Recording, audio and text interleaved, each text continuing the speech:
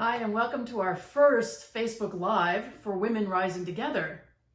We are so happy you're here. We're so excited to be here. Exactly. We've been doing so much work this last year and a half on what we want to bring to you and what we want to support in the world. And so after lots of work internally and together and with other clients, we've finally came to this realization that there is a movement that we want to be part of and we want to be part of initiating. And there's lots of people doing things in different kinds of lanes. But we decided that Women Rising Together is our thing. We are so about women supporting other women and together becoming more of who we can be in the world. And that's what lights us up. So we want to talk a little bit today in our very first inaugural Facebook Live on why Women Rising Together. What's that about? And it's in response to women that we've been meeting of all ages. We thought at first we were going to be focused on women of a certain age that after they've raised kids, had successful careers and all of that, are waking up and saying, is this all there is? Mm-hmm. And then we were in Hawaii not long ago and we met a couple of women more around my age, so like mid to late 20s, who were like, wait, that's me. You know, when we were talking about our business and what we were doing, and it was just like, oh, it's not just women of a certain age, it's women of all ages that are feeling this way of feeling like there's more that I want out of life and there's more that I want in my life. But they're thinking like, I just don't know how to get there. I don't know if I can get there. I don't know what to do to get there. Yeah, definitely. And we realized some of this is born out of the pandemic and the isolation and all the things that people were feeling and realizing that the life they had created was good, but it wasn't great.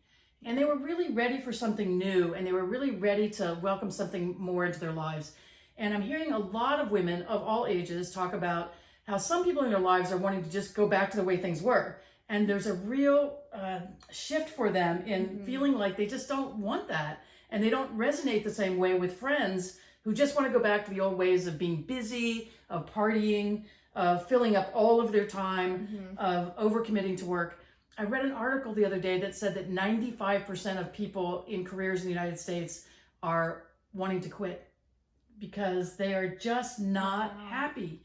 And they realize that there are other things out there. And the pandemic helped them see that either they were in a dead-end career, a career they hated, or there was something just missing in their life. And so these women we met in Hawaii, they had been living in Hawaii for a period of time because they could work remotely. And they realized how much more sane their lives were.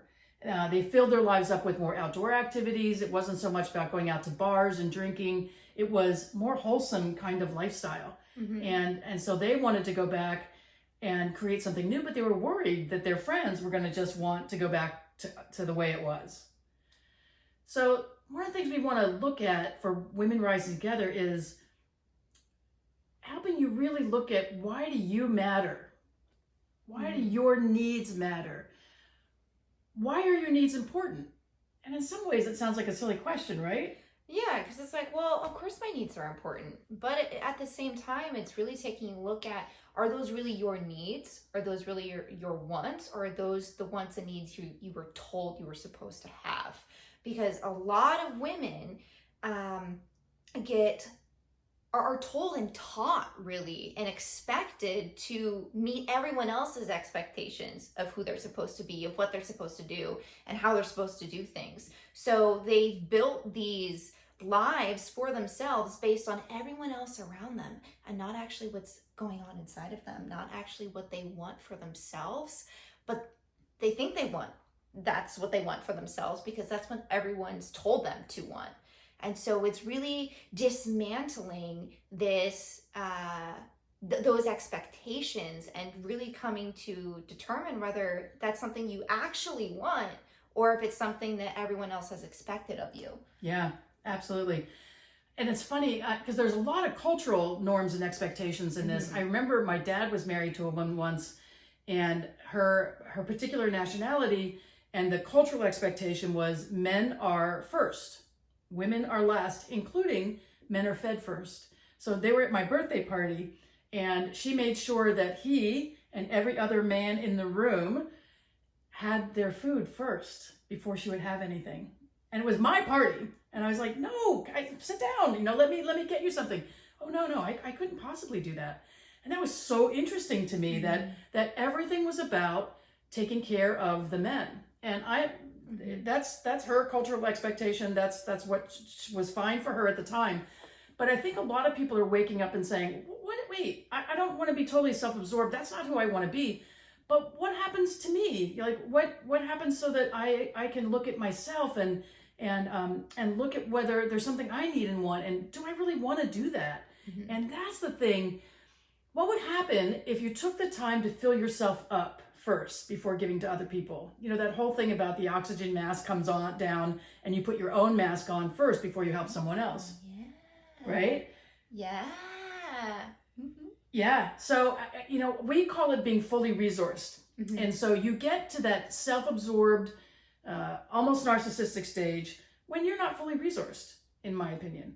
And I don't mean narcissism in the full definition of the word, so let's not bicker about that. But yeah, totally self-absorbed, right? And everything, it's just all about me, and you just make everything about you, and it's not like you're purposely doing it. It's just kind of like an unconscious action that you just take.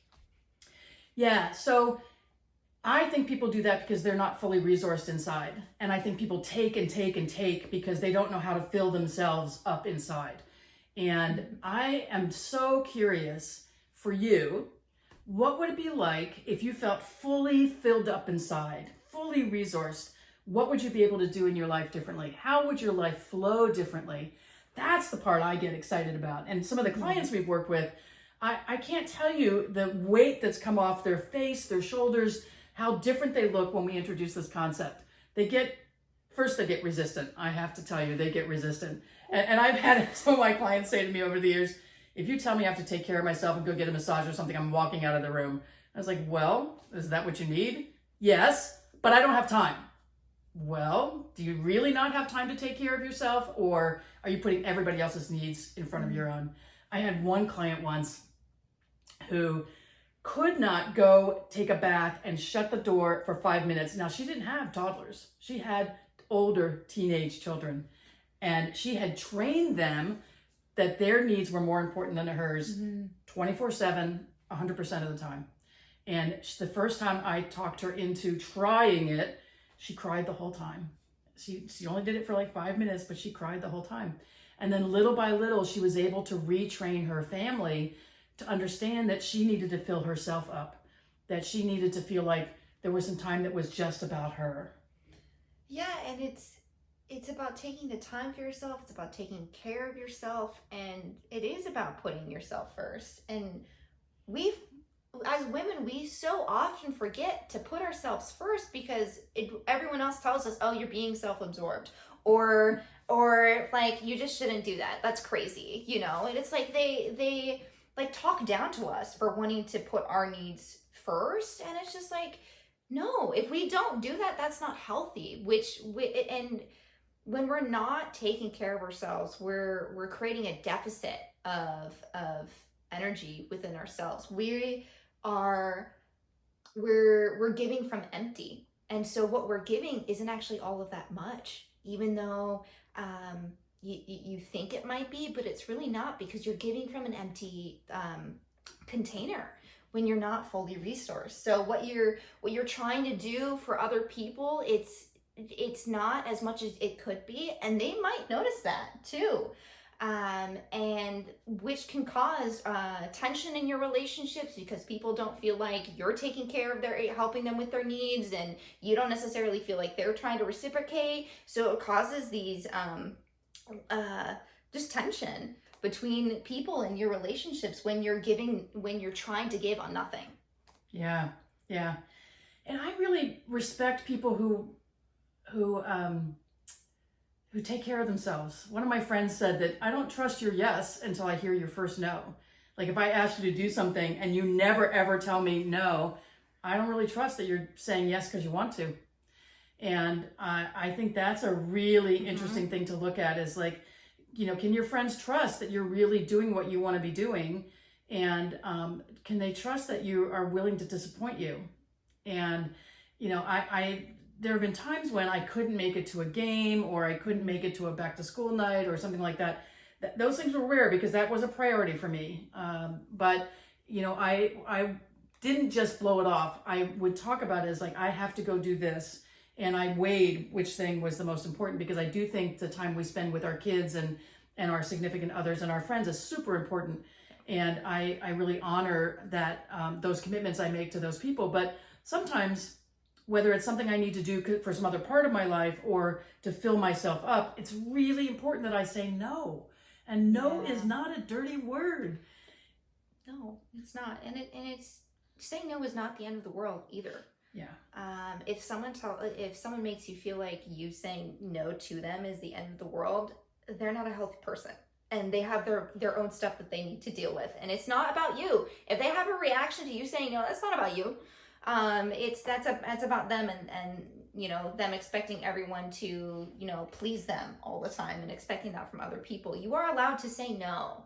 You are allowed to say no just by itself. You don't need to come up with an excuse for it. You don't need to come up with a reason as to why you're saying no. It could just be no, I'm not interested, or no thanks. No thanks. Yeah. And it's like, we all like to say no as a complete sentence, and you need to do it in a really loving way. Yeah. Like, no, that doesn't usually cut it. But usually when you do that is because you're not feeling really resourced enough to take a breath, take a moment and say, let me think. No, I don't think I do want to do that. But thank you so much for the invitation. I really appreciate it. And people sometimes are taken aback by that when you do that. And I think that's okay. The other thing you need to look at is, are people being energy vampires in your life? Are they sucking the life out of you? And so, as women rising together, what we want to create are women who are fully resourced and giving and contributing in a way deeper than they've ever been able to before, because they are fully resourced, because they are filled up, because they have a community of women around them that lift them up and into the next level of their lives. And to me, there is nothing more beautiful than thinking about the ripple effects in the entire world when women rise together, stand up for themselves and for each other. And I don't think there's been any more time in history more appropriate than now for us to band together and say, we're going to do this together.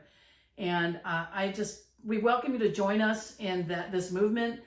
You can find us on Facebook at Women Rising Together, and our YouTube and our favorite podcasting streaming on your favorite podcast streaming services at Let's Get Relational. So we're excited. It's our first Facebook Live. We tried one once a couple months ago, and we were kind of nervous about it. So now we're starting over, and we're going to be coming to you on a regular basis. And there's going to be all kinds of things that are going to be brewing and that we're going to be contributing, because we have taken the time to become fully resourced in all of this. We were not fully resourced during the pandemic. And so now we're looking at what can we do to help people come together and rise up and feel empowered and feel loved and supported and connected. We've seen so much loneliness coming out of this whole pandemic experience, and so much disconnection. And so lovingly, we invite you to join us and rise up together. Yes, we got plans. Good plans. Indeed. We love you. Mwah.